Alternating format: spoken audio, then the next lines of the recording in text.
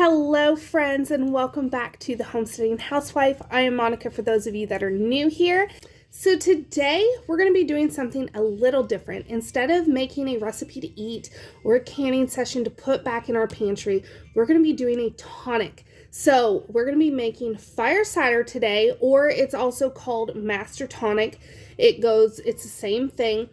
This is a powerhouse potion. It is amazing. Now, I know I'm going to get asked what the benefits are for each individual thing and what it does for you, how it's going to benefit your health. And I want to encourage you, instead of me just telling you all the things that this Master Tonic will do for you, I want you to research these ingredients and see for yourself, because if you are eating the right way and you are giving your body what it needs, it can heal itself in ways that regular medicine never could. Now, I am in no way a doctor, and I'm not telling you not to take your medicine. I'm just saying, if you're wanting a more natural way to heal your body and keep yourself well, this is a great start. Now, with that being said, I will give you the brief overview of what this is going to do for you. Essentially, we are giving ourselves a shot of a very concentrated, infused apple cider vinegar. So, before you stop watching, it does not taste exactly like apple cider vinegar once you're done.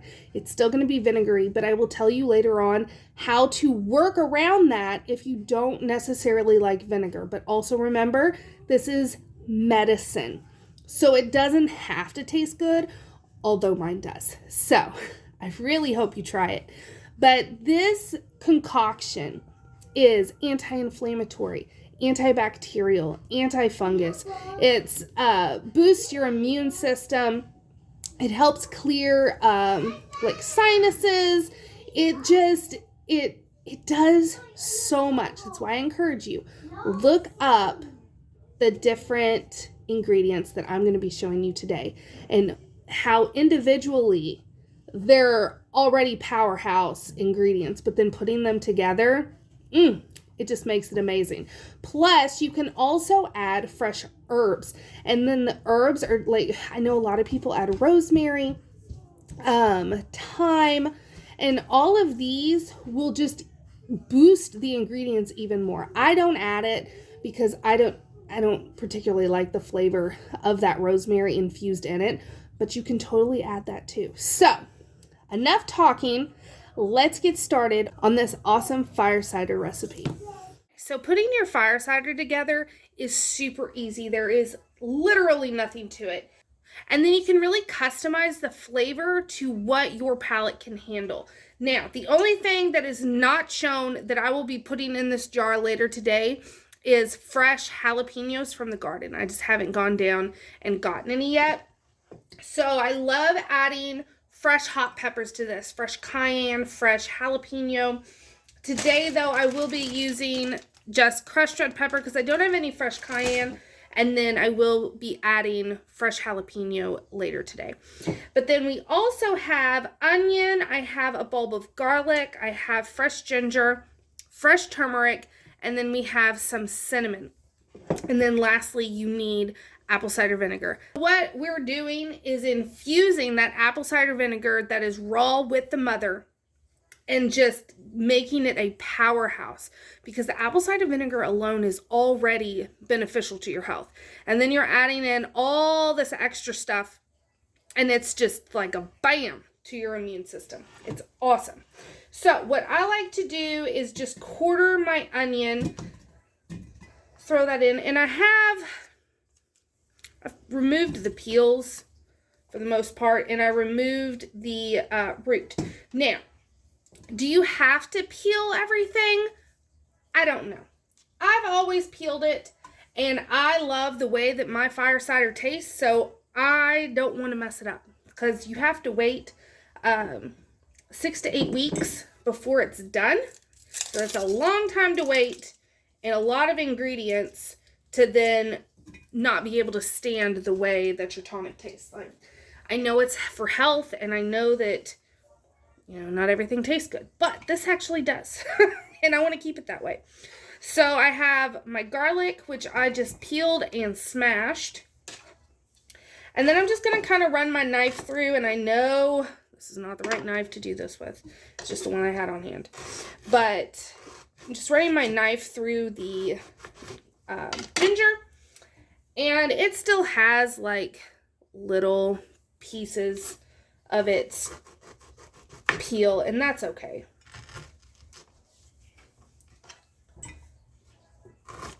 We have our turmeric.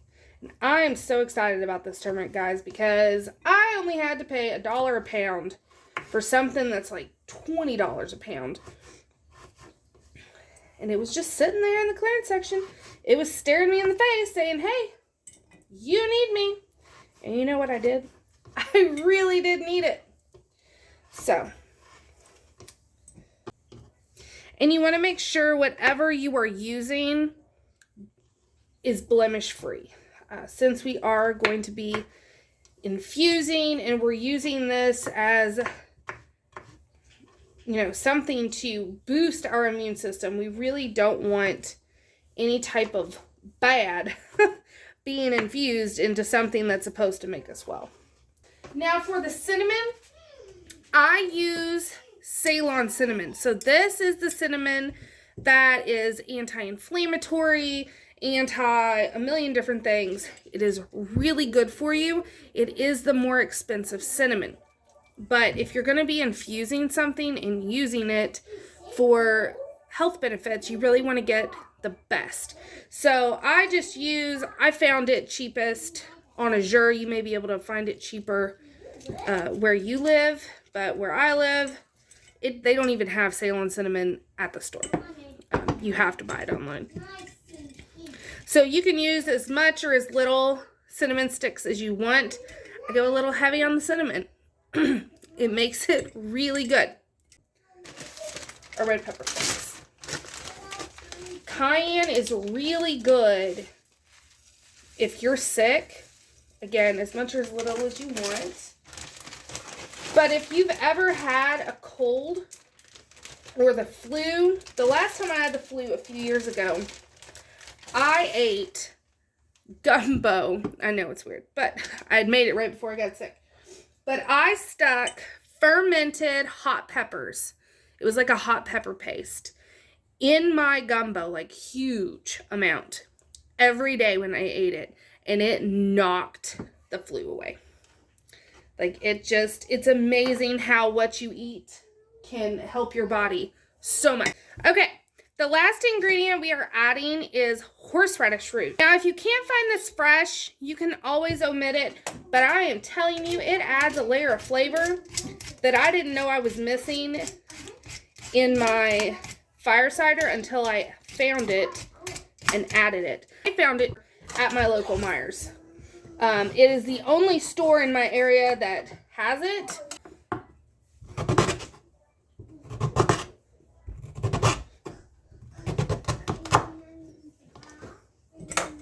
This is going to get saved to make some horseradish sauce.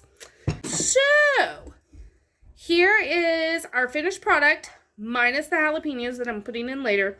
So, we have onion, garlic, ginger, turmeric, red pepper flakes, cinnamon, the Ceylon cinnamon, and then horseradish root. So, now we are ready for that apple cider vinegar.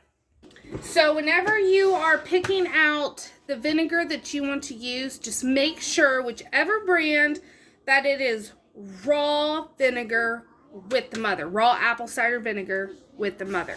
And then you're going to want to give it a nice shake because there will be sediment on the bottom. And we want all that mixed in. And you just fill it up. I like to do to about the inch of headspace mark.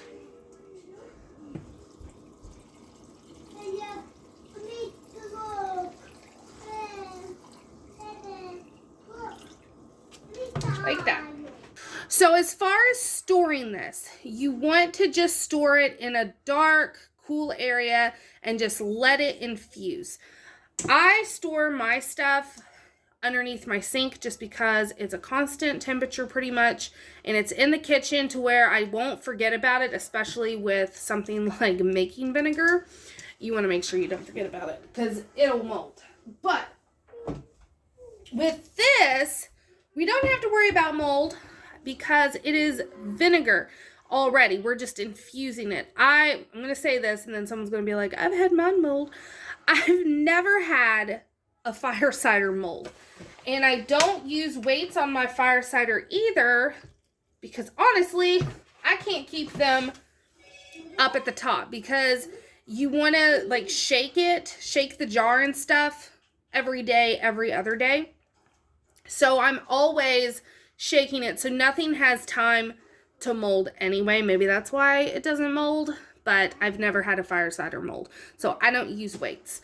You also want an actual lid. So unlike apple scrap vinegar or pineapple vinegar, where you want it to be breathable so it'll ferment, we're not fermenting, we're infusing. So you want to have an airtight lid on this. However, if you're going to be using a canning lid, like I will be, you want to put something in between the vinegar and that metal because it will rust it, since this is a very high acid. So I always put parchment paper on first, and then I'll put the lid and the ring. And then, like I said, all you got to do is just let it do its thing. It's self-sufficient at this point. We're just going to shake it up every now and then just to help it along a little bit. All right, so today is the day. This has gone for about 6 weeks, just under my sink actually, because that's just where I had it so that I could stir it, shake it, whatever you're wanting to do, pretty much daily, because I'm usually always under there for one reason or another, but it was a nice, coolish place. And so this has been nice and infused, and now we get to strain it and test it. I did want to show you right there.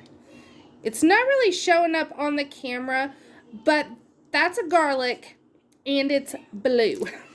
That is perfectly fine. The first time I made fire cider and I saw that my garlic turned blue, I was like, oh my goodness, what have I done? I've ruined it. And all this other garb.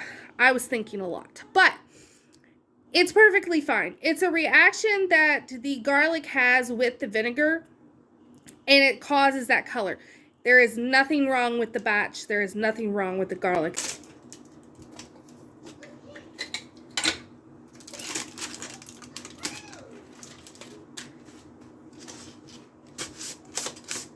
Oh, they smell so good.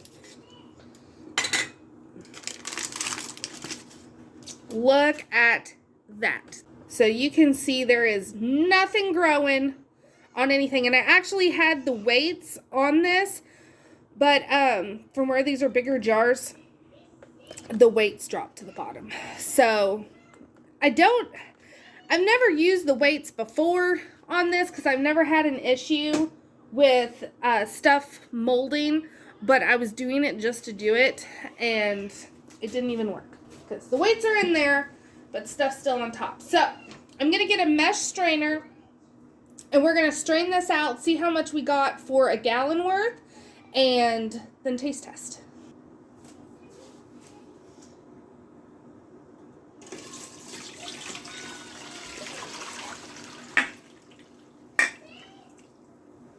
There's one of my weights.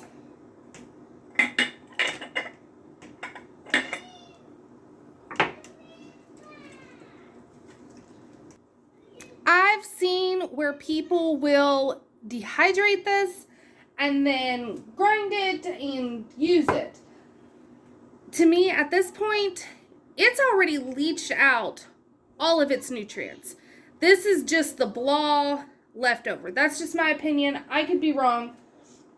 But to me, it's already done its thing. I mean, nothing has its color anymore. It's all just blah. So I don't save this. I must say though, this is the best smelling fire cider I have ever made. Okay, so I have a nice clean jar. We have our strained fire cider.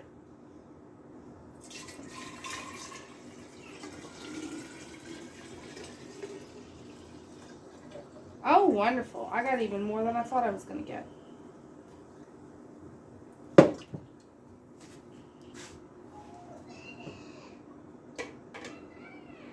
So there it is. And you can see how infused that apple cider vinegar is. And it smells, oh, it smells so good.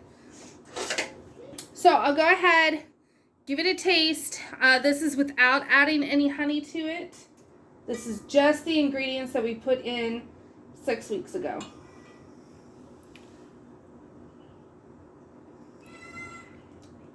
Mmm. I can't describe to you how much I love this stuff. It's so flavorful. You have the heat from the peppers and then the different heat from the horseradish. You have that ginger, the turmeric, the garlic is in there. Like, you can taste everything, but yet everything just kind of marries together with one another. And then you have those cinnamon sticks in there, which give it just an all-around great flavor, in my opinion. Now, as far as storage, I like to keep mine in the fridge just because I like it cold. But since it's vinegar, you technically don't have to keep it in the fridge if you don't want to. Just make sure it has an airtight lid. Nothing gets in it or anything like that. But at this point, I just throw it in my fridge. There's always room for the jar, so it makes no difference to me, but you don't technically have to, since all it is vinegar. Okay, so I know I'm going to get asked, Monica, how do you take the Master Tonic? Let me tell you. First, I like spicy and I like vinegar. So honestly, this tastes delicious just the way it is. I have a little shot glass and I will just take a shot every day, usually in the morning. If I'm feeling under the weather, then I will do 2 shots, one in the morning and one in the evening, and then I'll add the honey to it. And the honey is just for the added nutritional benefit. It's not for toning down the flavor. Although, that's exactly what it does. If you don't like the spiciness or you don't like the vinegar taste, adding the honey will definitely help make it more palatable to the people that don't like those particular flavors but still want to do the tonic. So you can do that to taste. I would advise, if that's what you're going to do, to just get like a container like this or a pint jar and go ahead and add your honey and get it all mixed together, keep it in the fridge, and then that way it's already mixed and you're more likely to take your shot every day. Another thing you can do is make it into more like a beverage. You can water it down, add it to, lemonade, I don't know.